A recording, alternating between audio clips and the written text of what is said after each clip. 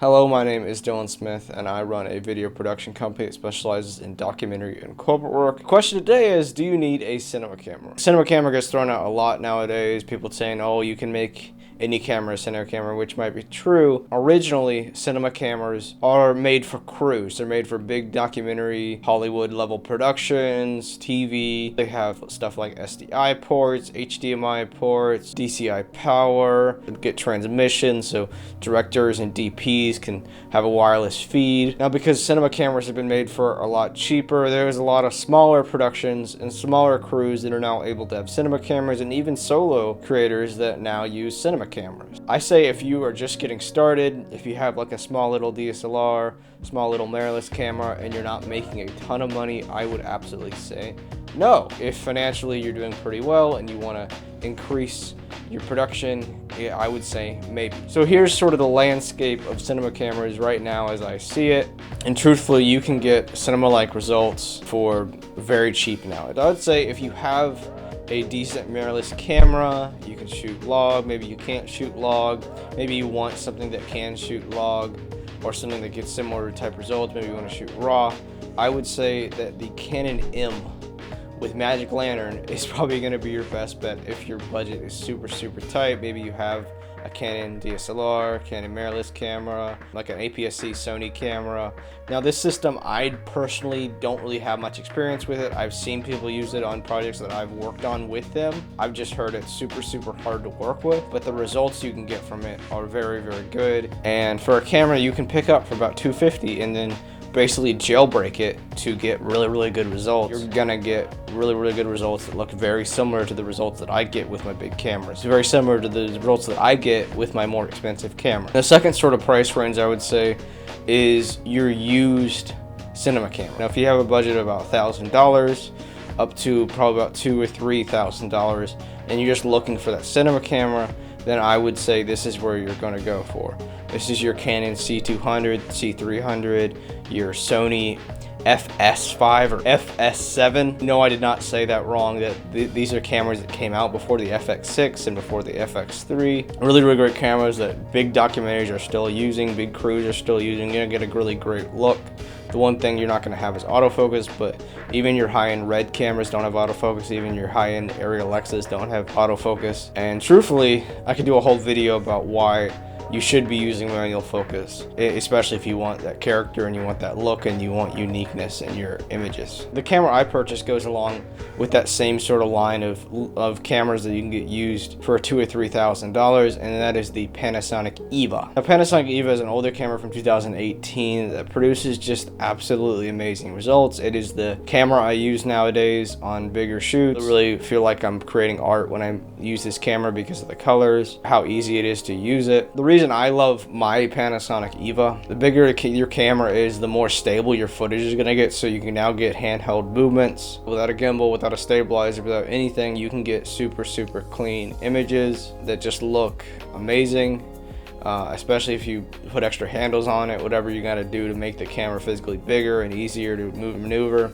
But it's also got buttons on the side that just allow you to change settings very quickly without you just touching the screen or moving things around. Without moving the camera, you can change settings on the fly really easily.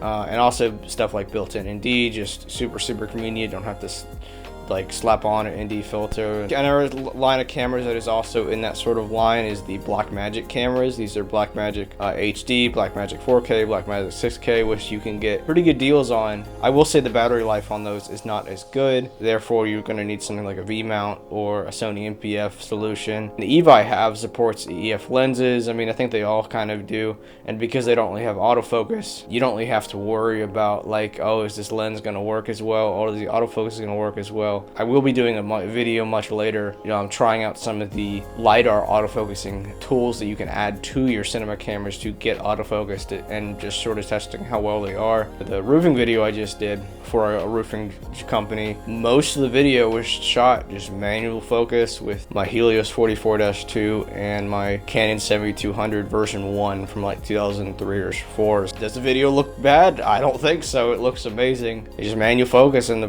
people aren't really moving. Like, they're not moving back and forth. They're not moving further away from you. So if you're shooting sports, maybe not, but I mean, even with sports, I've gotten away with shooting wide. But with sports, I will have an autofocus camera with me, either someone else running it. If you have something like an FX3 or an FX30, or even a Lumix S5, Canon R6 or R5, something along the lines of that, where it's kind of in your sort of mid-consumer range of autofocus mirrorless full-frame cameras that are also really good because they shoot log and they're 10-bit and everything, I would very recommend that if you want a cinema camera, instead of buying a cinema camera, unless you just need a second camera, to rig out your S5, to rig out your FX3. There's lots and lots of tools that you can use for this. There's really great resources on this. Physically, the bigger your camera is, easier it is to get handheld shots that look great. But the idea is to put a plate on it, to put a V-mount battery on it, to put a handle on it, put a mic on it. Do as much as you can to your small little camera. When you show up on set to a big job, if you're doing stuff for a big corporate client, if you have a big camera with you, people are going to treat you differently. They're going to like, okay, this guy's a professional. And the thing I like to do is I always start with my big cinema camera. I always start like, okay, I'm gonna get the starting shot on my big cinema camera, and then if there is a shot I absolutely need autofocus for, like following somebody where someone's coming toward the camera, just anything like that, then I'll switch to my small camera. If they already agreed to thousands of dollars to spend on this video, and you show with a small little camera, they're gonna be like, is this guy really the guy I need to hire for this? I mean, I will say that once you like do a bunch of stuff for a client and then you show up with a small little camera, they're probably less turned off by that, but it's like, it's kind of like just a good physical first impression. Is the Panasonic EVA something that I would recommend to anybody? Absolutely. Price for the Panasonic EVA just keeps going down and down, and it's still a really great camera that you can get for even less than what I paid for it. You can easily get it for between $2,000 and $3,000, and if you're seeing this video like a year after I've made it, it might even be less than that. It's really, I think it's just a camera that it's essentially like an FX6. It just has much more pleasing colors in my opinion than the FX6 does, and I have graded the FX6 before. I have the fact that you can get this camera for a third of the price. You can get a new FX6 for, and then you can also get Canon EF lenses, which are a lot cheaper than Sony E-mount lenses. There's also lots of cameras out there. Will you be able to film externally RAW to a monitor, like 6K or 8K RAW, or even 4K RAW to a monitor, and then you'll get a much better look than just using that camera by itself. And I've heard of people using like an old Sony camera they got for like $1,000 that can record RAW to it, and the images look really great. They only spent like $1,000 on the camera and maybe another $500 on the monitor, and now they have this really good look. They also have a camera that looks a lot bigger because they got this big monitor on it. Yeah, I mean, it's really just comes down to the presence. You can get good results with any camera nowadays. I really don't think that you need a cinema camera, but I do think that it definitely helps build trust in brands. Unfortunately, that's still how it is. When you show up with a big camera, you just come off a different way than if you show up with a small little camera. And you can get really good deals on all these cameras. Links will be in the description to most of the cameras I mentioned. Do not buy any of this stuff new, because you're not going to be able to get as good of a deal. Don't buy new gear unless you absolutely have to, or if it's something that just came out and you need it for something to help to make your job easier or make more money.